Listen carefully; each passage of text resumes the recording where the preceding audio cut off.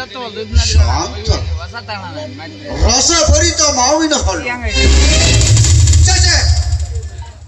ಪ್ರೇಮ ಪಾಠದಲ್ಲಿ ಪಟಾಕಿಗಿಂತಲೂ ಹೆಚ್ಚು ಸದ್ದು ಮಾಡುವ ಮಾಯಾವಾದಿ.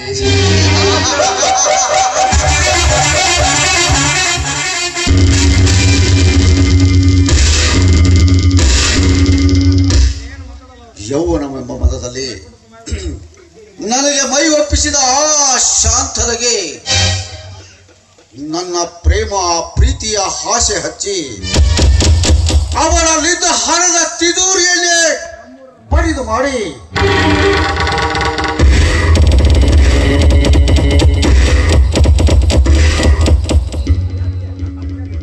ನನ್ನ ಪ್ರತಿಯೊಂದು ಕಾರ್ಯಕ್ಕೂ ಅಡ್ಡಿಯಾಗಿ ನಿಂತ ಆ ಮಧುಕರನ ಸಕ್ಕರಗಿಸಲೇಬೇಕು.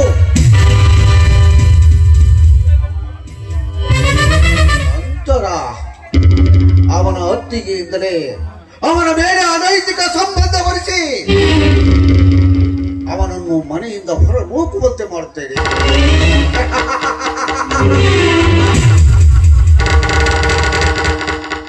ನಂತರ ನನ್ನ ಶಾಂತಲೆಯ ರತಿ ಕ್ರೀಡೆಯನ್ನು ನೋಡಿದ ಆ ಶಾಂತಲೆಯ ಗಂಡ ರಾಜಶೇಖರ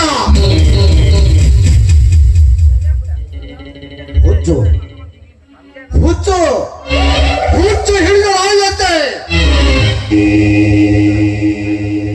ಬೀದಿ ಬೀದಿ ಅಲೆದು ಕೊನೆಗೊಂದು ದಿವಸ ಭಿಕ್ಷೆ ಬೇಡುವಂತೆ ಮಾಡದೆ ಹೋದರೆ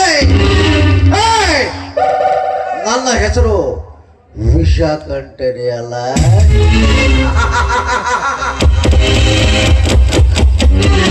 ಆಗ ನಾನೇ ಆ ಮನೆಗೆ ಸರದಾರ.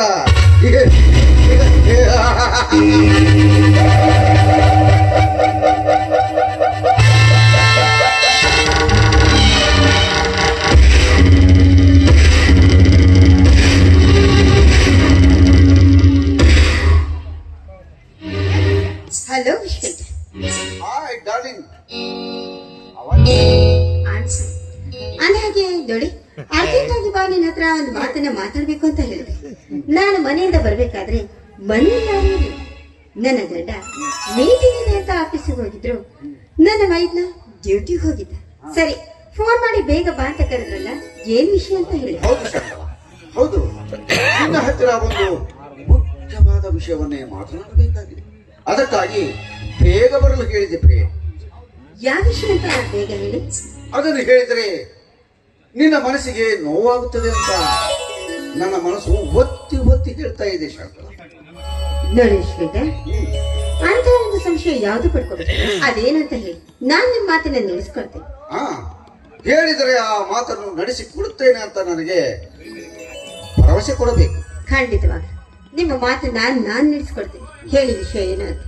ನೋಡಿ ಶಾಂತಲಾ, ನಮ್ಮಿಬ್ಬರ ಪ್ರೇಮ ಪ್ರೀತಿ ಅಜರಾಮರವಾಗಿ ಉಳಿಯಬೇಕಾದ್ರೆ ನಾವಿಬ್ಬರು ಏನ್ ಮಾಡಬೇಕು? ಅದ್ ಯಾರ ಎದುರಾಗಿ ಬಂದ್ರು ಕೂಡ ನಿರ್ಭಯವಾಗಿ ನಾವಿಬ್ರು ಹೆದರದೆ ಪ್ರೀತಿ ಮಾಡ್ಬೇಕು. ಓಹೋ, ಹಾಗಾದ್ರೆ ನಮ್ಮಿಬ್ಬರ ಪ್ರೀತಿಗೆ ಯಾರಿಂದಲಾದರೂ ಅಡ್ಡಿ ಆತಂಕ ತೊಂದರೆ ಉಂಟಾದರೆ ಅಂದೆ ಅವರ ಹೆಣ ಸೇರುವುದು ಸುಡುಗಾರ. ಅದ್ರ ಬಗ್ಗೆ ನೀವೇನೋ ಆಲೋಚನೆ ಮಾಡ್ಬೇಡಿ.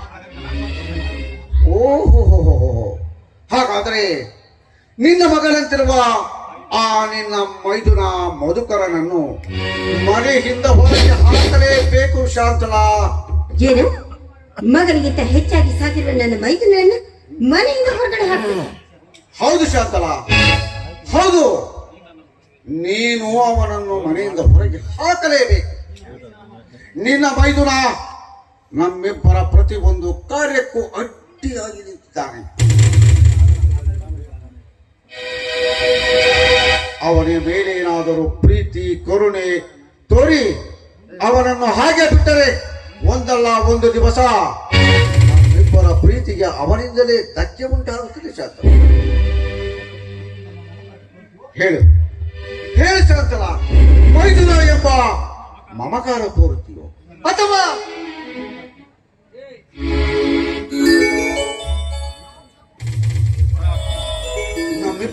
ಪ್ರೀತಿಗಾಗಿ ಅವನನ್ನು ಮನೆಯಿಂದ ಹೊರಗೆ ಹಾಕುತ್ತೀಯೋ? ಇಲ್ಲ ವಿಶ್ವಣ್ಣ, ನಾನ್ ನಿಮ್ಮ ಪ್ರೀತಿನ ಎಂದೂ ಕೂಡ ತೊರೆಯುತ್ತೆ. ಒಂದು ವೇಳೆ ಅಂತ ಸಮಯ ಬಂದಿದೆ ಆದ್ರೆ ಯಾರನ್ನ ಬೇಕಾದ್ರೂ ಎದುರಿಸಿ ನಾನು ನಿಮ್ಮ ಒಟ್ಟಾಗಿ ಕೇಳ್ತೇನೆ. ನಮ್ಮಲ್ಲಿ ನಮ್ಮ ಪ್ರೀತಿ ಶಾಶ್ವತವಾಗಿರ್ಬೇಕು.